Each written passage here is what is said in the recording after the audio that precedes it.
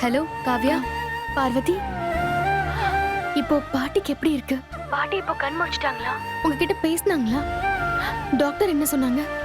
இன்னும் 1 ஹவருக்கு டாக்டர் எதுவும் சொல்ல முடியாதுன்னு சொல்லிட்டாங்க காவ்யா. பாட்டிக்கு எதுவும் ஆயிடக்கூடாதுன்னு எல்லாரும் எங்க கடவுளை வேண்டிட்டு இருக்கோம். நானும் அவங்களுக்காக ப்ரே பண்ணிட்டு தான் இருக்கேன்.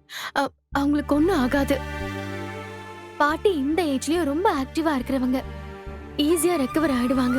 நான் எங்க கல்யாண போட்டோவை எடுக்கும்போது என் கையில ரத்த காயம் ஆச்சுல்ல, அப்பவே நான் ஏதோ தப்பு நடக்க போகுதுன்னு சொன்னேன். சொன்ன மாதிரியே நடந்துருச்சு பாத்தீங்களா? அப்படியெல்லாம் ஒண்ணுமே நடக்காது.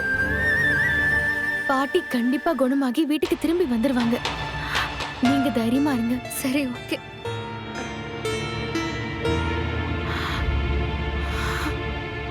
பார்வதி, என்னாச்சு உன் கைக்கு?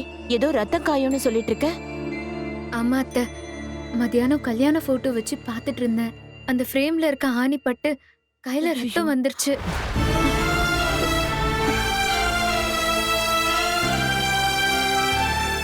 வழக்கமா நம்ம வீட்ல ஏதாவது கெட்டது நடந்ததுன்னா முன்கூட்டியே ஏதாவது ஒரு அறிகுறி தெரியும். அந்த மாதிரி தான் இதுவும் எனக்கு தோணுச்சு.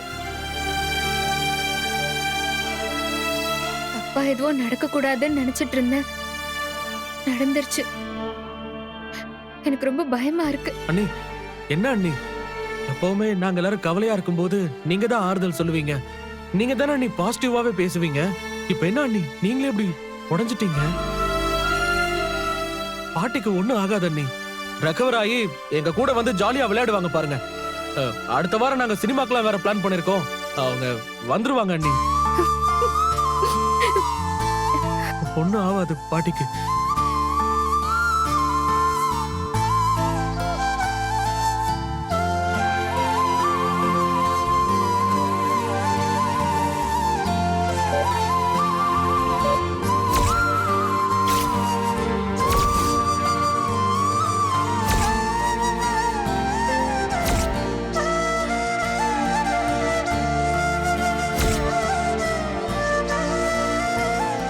என் பாட்டிக்கு எதுவும் ஆகக்கூடாது சாமி.